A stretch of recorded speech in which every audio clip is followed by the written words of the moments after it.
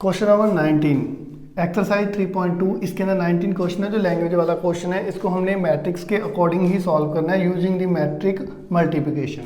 A trust found as the 30,000 rupees at invest in two different types of bond. एक जो trust है वो 30,000 रुपये को दो अलग अलग बॉन्ड्स के अंदर इन्वेस्ट करना चाहता है। दी फर्स्ट बॉन्ड इन 5% पे, जो पहला बॉन्ड है उसको 5% इंटरेस्ट देता है एंड सेकेंड बॉन्ड पे इन 7%। यूजिंग दी मैट्रिक मल्टीप्लिकेशन से हमें इसको यूज़ करना है। और ये कह रहा है जो हाउ टू डिवाइड इन 30,000, वो 30,000 रुपीज़ को किस तरह से डिवाइड करे कि टू टाइप्स ऑफ बॉन्ड, इन दोनों बॉन्ड्स में कैसे इन्वेस्ट करे। If trust is found of the must obtain, मतलब कि उसको जो एनुअली टोटल इंटरेस्ट है वो 1800 रुपये आए। तो हम इसके अंदर लेट करते हैं, जैसे let in first bond invest x rupees.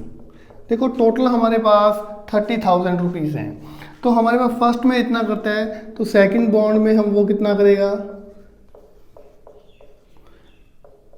30,000 minus x rupees, क्योंकि टोटल 30 यदि यहाँ 10,000 करता है तो 10 इसमें सब्ट्रैक्ट कर दें 20,000 इसमें हो जाएगा। यदि 20 यहाँ करता है तो 20 सब्ट्रैक्ट करें तो 10 इसमें हो जाएगा। तो हमें इसको मैट्रिक्स के अकॉर्डिंग ही सॉल्व करना है। तो टोटल इंटरेस्ट इसके अकॉर्डिंग हमारे पास यदि हम इसकी मैट्रिक्स बनाएं तो ये हमारे पास बनेगी एक्स 30,000 माइनस एक्स। अब देखो हमारे पास जो वो इंटरेस्ट पे करता है वो इसके अकॉर्डिंग करते हैं बॉन्ड। इसमें 5% बॉन्ड है, इसमें 7% इंटरेस्ट देता है बॉन्ड। और टोटल अमाउंट कितना देता है, वो टोटल हमारे पास इंटरेस्ट में 1800 रुपये देता है। ये हमने इसलिए लिखा है क्योंकि ये हमारे पास 1/2 का मैट्रिक्स है और ये हमारे पास 2/1 का है। इसको हम पहले इसलिए नहीं लिख सकते कि जब हम इनका मल्टीप्लाई करेंगे तो फिर हमारे पास 2/2 का मैट्रिक्स बन जाएगा और इधर हमारे पास 1/1 का है। तो कंपेयर करने के लिए जब हम इनका मल्टीप्लाई करें मिड वाले 2 हट जाएंगे, आउटर वाले 1 हो जाएगा और कंपेयर ईजिली हो जाएगा। हमें पता है इसके अकॉर्डिंग यदि हम किसी को परसेंटेज हटाते हैं तो ये 30,000 माइनस एक्स, यदि हम परसेंटेज हटाएंगे तो ओवर में हमारे पास 100, यहाँ भी 7 ओवर में 100 इज इक्वल टू 1800 रुपीज़ 1/1। हम इसके साथ मल्टीप्लाई करते हैं तो क्या आ जाता है हमारे पास 5x अपॉन में 100 प्लस 30,000 माइनस एक्स इंटू में 7 ओवर में 100 इज इक्वल टू 1800। अब हम इसका एलसीएम लें तो हमारे पास वैल्यू क्या बनती है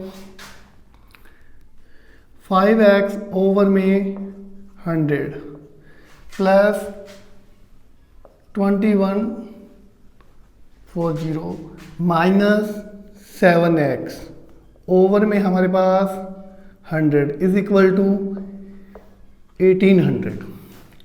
एलसीएम लेंगे तो हमारे पास 100 सेम आ जाएगा, वो एलसीएम लेके इस और मल्टीप्लाई हो जाएगा 5x प्लस 2,10,000 माइनस के 7x इज इक्वल टू, यदि यहाँ हम इसका मल्टीप्लाई कर देंगे तो 100 इस और चले जाएंगे, यहाँ से ये माइनस हो गए 2,10,000 और यहाँ हमारे पास ये इस और आ जाए 1,80,000 इज इक्वल टू माइनस के 2x, वो इस और जाकर पॉजिटिव हो गए। तो हमारे पास वैल्यू क्या आई x इज इक्वल टू हमारे पास 30,000 ओवर में 2, तो x is equal to 15,000 rupees. First bond में कितना आ जाएगा हमारे पास, फर्स्ट बॉन्ड में उसने इन्वेस्ट किया 15,000 रुपीज़ और सेकंड में हमारे पास क्या करेगा वो इंटरेस्ट बॉन्ड कितना होगा उसके अंदर उसका, यहाँ भी 30 में से 15,000 सब्ट्रैक्ट कर देंगे तो हमारे पास 15,000 रुपीज़ ही रिमेनिंग होंगे। सेम एज क्वेश्चन ये सेकंड पार्ट है, यहाँ हमारे पास उसका इंटरेस्ट कितना है 2,000 रुपीज़ है। सेम है, वैसे ही सॉल्व करेंगे। फर्स्ट में हमारे पास x था, दूसरे में हमारे पास 30,000 माइनस एक्स, इंटू में इंटरेस्ट रेट वही है 5%, 7% इज इक्वल टू हमारे पास जो इंटरेस्ट टोटल इंटरेस्ट है वो है 2,000 रुपीज़। ये 1/1 का है। x इंटू में 30,000 माइनस एक्स, यदि यहाँ हम परसेंटेज हटाते हैं तो ओवर में 100, 7 ओवर में 100 इज इक्वल टू 2,000 रुपीज़। यदि हम मल्टीप्लाई करें तो वही हमारे पास 5x ओवर में 100 इंटू में 30,000 माइनस एक्स, 7 ओवर में हमारे पास 100 इज इक्वल टू 2,000। हमने एलसीएम लिया और मल्टीप्लाई किया, यहाँ हो गया 7x 2,10,000 माइनस के 7x is equal to 2,000 into में 100। नेक्स्ट टाइम हमारे पास माइनस के 2x plus 2,10,000 is equal to 2 lakh. अब ये इस ओर आ जाए, नेगेटिव हो जाएंगे। 2,10,000 minus 2 lakh is equal to 2x। Value of x is equal to 10,000 रह गए हमारे पास रिमेनिंग, ओवर में 2। Value of x is equal to 5,000। In first bond में उसने कितना इन्वेस्ट किया है, x की वैल्यू हमारी फर्स्ट बॉन्ड के लिए लेट की हुई है तो उसने 5,000 रुपीज़ इसमें इन्वेस्ट किए हैं। और सेकंड में कितने इन्वेस्ट किए हैं सेकंड बॉन्ड, तो सेकंड बॉन्ड में हमारे पास कितने हो गए, यदि 5,000 इसमें से सब्ट्रैक्ट कर देते हैं तो 25,000 rupees. Okay, question number 20, the book shop of a particular school has be 10 दर्जन केमिस्ट्री बुक्स एंड 8 दर्जन फिजिक्स बुक्स एंड 10 दर्जन इकोनॉमिक्स बुक्स। तो एक जो बुक शॉप है वहाँ हमारे पास जो बुक्स हैं 10 दर्जन जो है केमिस्ट्री की हैं, 8 हैं फिजिक्स की और 10 दर्जन क्या इकोनॉमिक्स की बुक है। तो उसका सेलिंग प्राइस जो पर बुक का जो सेलिंग प्राइस है वो 80 रुपीज़, 60 रुपीज़ एंड 40 रुपीज़ है। हमें इसके अंदर क्या फाइंड दी टोटल अमाउंट, हमें उस बुक शॉप के अंदर इस टोटल बुक्स की अमाउंट फाइंड करनी है। Will we receive from the selling all the books using the matrix algebra. हमें इसको मैट्रिक्स मेथड से ही सॉल्व करना है। तो सबसे पहले हमारे पास जो दर्जन्स में दी हुई हैं बुक्स उनको हम आर्टिकल्स में चेंज करेंगे क्योंकि हमारे पास पर बुक का चार्ज दिया हुआ है। एक दर्जन बराबर हमारे पास 12 आर्टिकल्स होते हैं, तो इसके अकॉर्डिंग हमारे पास number of chemistry books,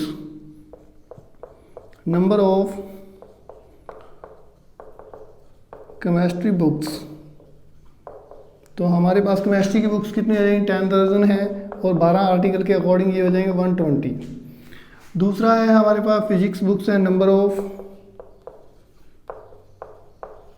physics books, तो फिजिक्स की बुक हमारे पास कितनी है 8 दर्जन है, तो उसके अंदर 12 आर्टिकल से 96। थर्ड हमारे पास क्या है नंबर ऑफ इकोनॉमिक्स बुक्स हैं, इको की बुक्स कितनी है इकोनॉमिक्स बुक्स, वो हमारे पास हैं 10 दर्जन, 12 इज इक्वल टू 120। तो हमें इसकी टोटल अमाउंट फाइंड करनी है। टोटल अमाउंट, तो इसको हम मैट्रिक्स में फिलअप करें 120 96 इंटू में 120, और ये हमारे पास 1/3 का मैट्रिक्स है। तो हम दूसरे मैट्रिक्स को कॉलम की अकॉर्डिंग ही रिप्रेजेंट करेंगे। जब मल्टीप्लाई करेंगे तो हमारे पास जो अमाउंट है वो एक नंबर में आती है, तो जब हम इसका मल्टीप्लाई करेंगे तो वैल्यू हमारे पास एक डिजिट में कंप्लीटली बन जाएगी। तो पहली बुक्स 80, 60 और 40 रुपीज़ के अकॉर्डिंग है, 80 रुपीज़, 60 रुपीज़, 40 रुपीज़। तो ये कॉलम हमारे पास 3/1 का है।